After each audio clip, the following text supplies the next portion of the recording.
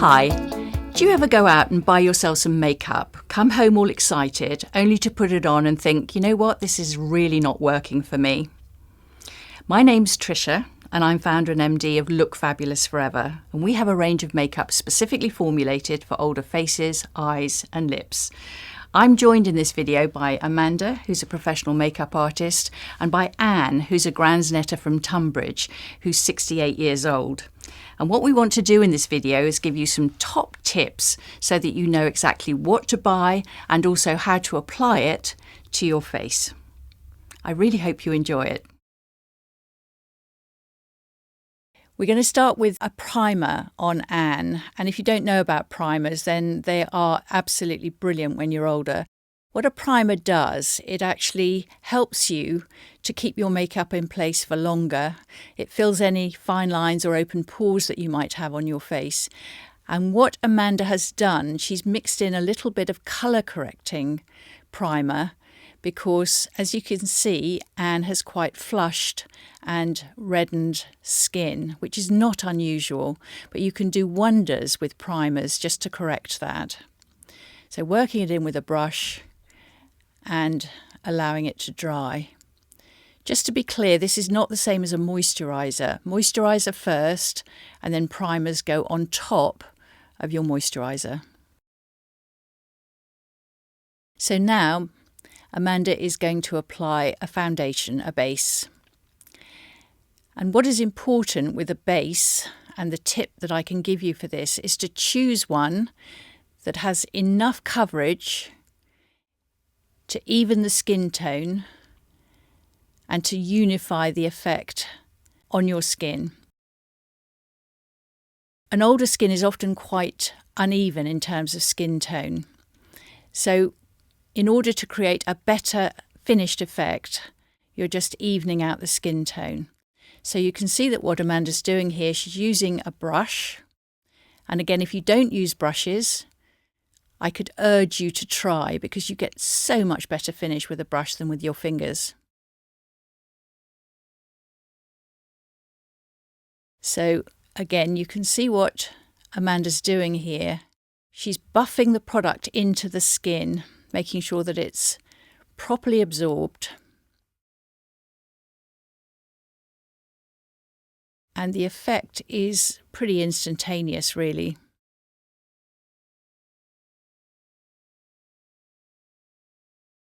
When you're choosing a base, put it onto your jawline and make sure that it matches well with your neck. So next product we're going to use is concealer. Concealer is absolutely brilliant when you're older. There are so many areas where it can help to camouflage, cover up any further imperfections that you've got. You may have age spots, you might have blemishes, and areas that have gone a bit blue, like the inner corners of the eyes, the under eye area. Certainly if you have that sort of heavy-eyed look where you've got quite purply bits underneath the eyes, use concealer. What a good concealer is a creamy, heavily pigmented product which won't look dry and flaky and needs to match the base that you've chosen. So you can see all the places that Amanda is applying it. And this is just continuing that effect of unifying the skin tone. Using that brush, quite a stiff brush, stippling it onto the skin and then pressing it in with the fingers. The next thing that Amanda is adding is some highlighter. Highlighter is absolutely brilliant when you're older to add a little bit of luminescence onto the top of the cheekbones. Now, the young ones, if you've got a product like Touche Eclat, will use this on the morning after the night before, and they think it completely transforms their sort of tired and jaded look, which it may well do. But if you use highlighter underneath your eyes when you're older, it really isn't very flattering.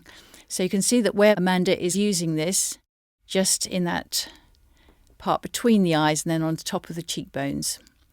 And that just gives a lovely dewy effect and looks very pretty. And finally, a touch of blush.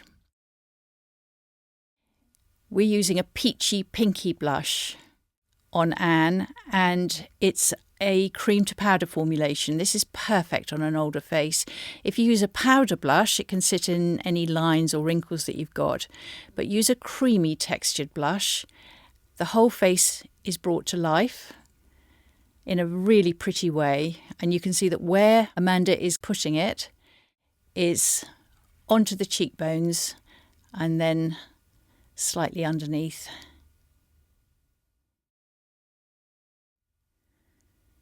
I love the moment we add blush to a face because I think it's the moment that the face literally, it comes alive.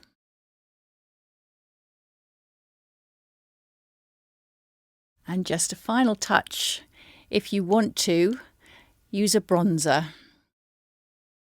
Use it very, very lightly, and you can see where Amanda is applying it.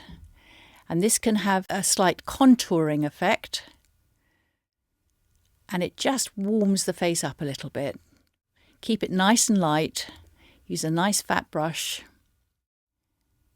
and you can see that she's putting it really on the outer edges of the face and down underneath the jawline.